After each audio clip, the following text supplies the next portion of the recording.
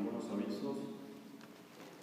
Inmediatamente después de esta misa tenemos la reunión en el priorato para los miembros de la Tercera Orden de San Pío X. También adelantamos la información sobre la peregrinación de Ráquira a Chiquinquirá, que va a ser en los días 10, 11 y 12 de octubre, y las inscripciones para todos los que van a hacer esta peregrinación la van a hacer con el Padre Francisco o con la señorita Lucía Falla en la librería. También el próximo domingo no tendremos confesiones durante las misas. En nombre del Padre, Hijo y del Espíritu Santo. Amén. El soberano pontífice, investido por Dios de un magisterio supremo, no tiene derecho de arrancar los asuntos políticos del campo de la fe y de las costumbres. Son las palabras del gran Papa Santo San Pío X en su alocución consistorial del 9 de noviembre de 1903, Primum Vos. Hoy estamos celebrando el domingo 15 después de Pentecostés, pero quisiera aprovechar para hablar un poco sobre San Pío X, patrono de nuestra congregación, cuya fiesta la tuvimos el jueves pasado, el 3 de septiembre. ¿Por qué Monseñor Lefebvre, nuestro fundador, lo eligió a San Pío X para ser patrono de nuestra congregación? Evidentemente por dos razones. La primera, porque Monseñor quiso encomendar su obra sacerdotal, la fraternidad sacerdotal, a este gran Papa, al primer Papa y único Papa santo, auténticamente santo después de muchos siglos en la historia de la Iglesia. La primera razón. Y la segunda razón, por un deseo de nuestro fundador de proponer a San Pío X como analogado principal de vida sacerdotal íntegra a todos los miembros de la fraternidad.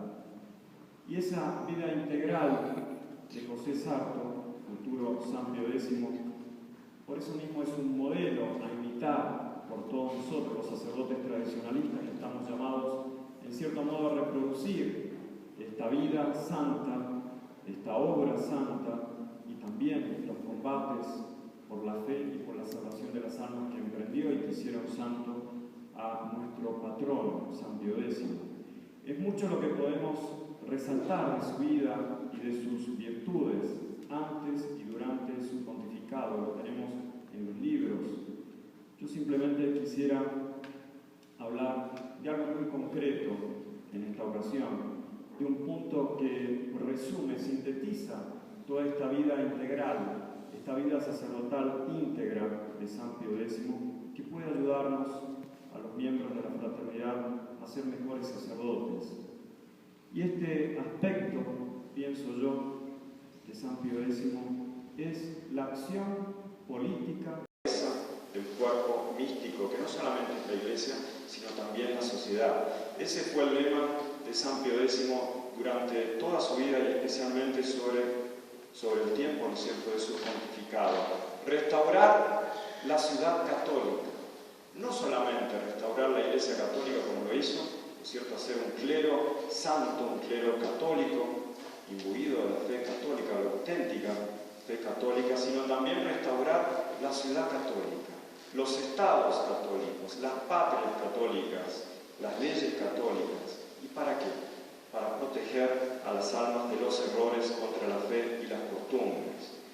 Pero para alcanzar ese ideal, ese fin, San Pío X diseñó, ideó un plan de acción, un programa, por así decirlo, basado en dos principios fundamentales.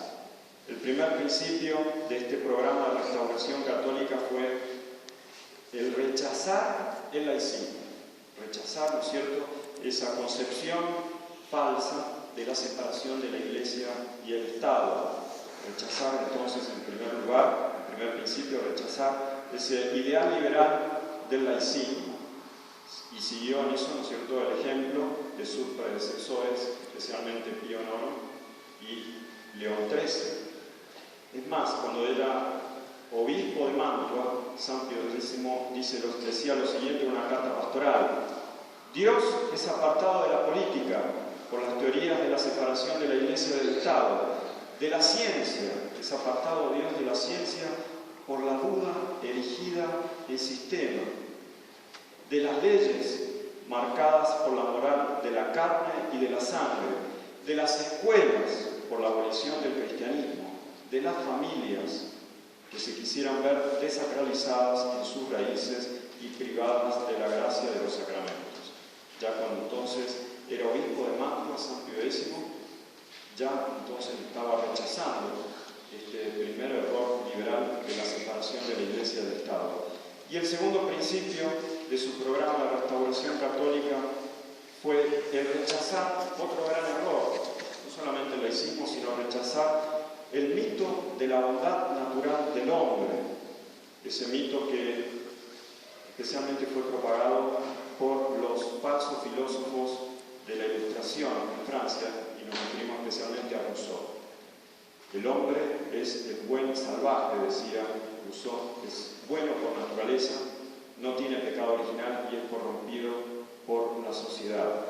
Pues bien, también, ¿no es cierto?, vemos en los documentos pontificios de San Pío X una alusión, una condena especialmente de este mito de la bondad natural del hombre.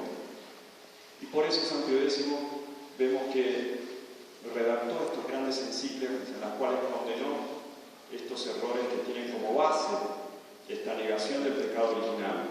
Condenó el liberalismo y la falsa concepción de la democracia en general y en especial en Francia, con los errores de ese movimiento falsamente católico de Le Sillon en el documento Notre Charte Apostolique. En 1910, entonces, San Pío X condenó el liberalismo y esta falsa concepción de la democracia.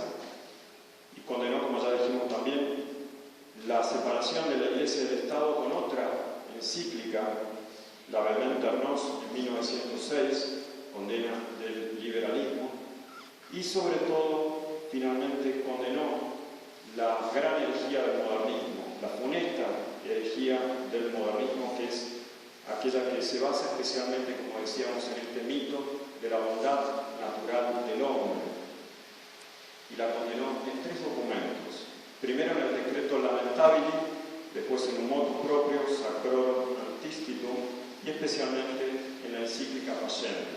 El 8 de septiembre de 1907, debemos recordar que San Pío X entonces condenó de manera fulminante los errores del modernismo. Quisiera detenerme un poquito para explicar algo sobre esto, este gran error que lamentablemente sigue vigente a pesar de las condenas de los papas y especialmente de San Pío X, nuestro patrono. El modernismo reduce la virtud sobrenatural y teologal de la fe a un mero sentimiento que brota de la subconsciencia del hombre. Todas las teorías psicológicas, antropológicas, modernas, especialmente las pseudofilosofías, entonces, fueron retomadas en este error del modernismo. La fe es una virtud teologal, hemos aprendido en el catecismo, infundida, es decir, que Dios la da al hombre y la infunde sobre su alma. De hecho, San Pablo dice que la fe viene del oído, es decir, que nosotros la recibimos desde afuera, por la predicación, por la enseñanza del magisterio de la Iglesia, por la tradición de la Iglesia y especialmente también por las Sagradas Escrituras. Dios no puede salir de adentro del hombre porque el hombre sería Dios. Y esa es la gran tesis errónea, herética del modernismo y que sabiamente condenó enérgicamente San Pío X en la encíclica Pacem. Dios es trascendente, no es un residuo inmanente dentro del hombre y que se manifiesta a través de todas las religiones. Por eso, ¿no es cierto?, hoy en día se nos dice que todas las religiones son válidas porque son distintos caminos para llegar al mismo Dios. Si Dios no es trascendente, si no es la Santísima Trinidad que nos habla desde afuera, infundiéndonos la fe, entonces brota de ese subconsciente y se manifiesta accidentalmente en las distintas religiones. Y por eso el modernismo dice que todas las religiones son válidas. Pues no. El 8 de septiembre de 1907, no lo olvidemos, cierto?, este gran error del modernismo. ¿Y por qué entonces tantas condenas? ¿Por qué insistir en que el hombre está herido por el pecado original? Volvamos entonces al ideal de restauración católica. No puede haber un programa auténticamente católico, un programa político auténticamente católico, si nos olvidamos de que el hombre es pecador.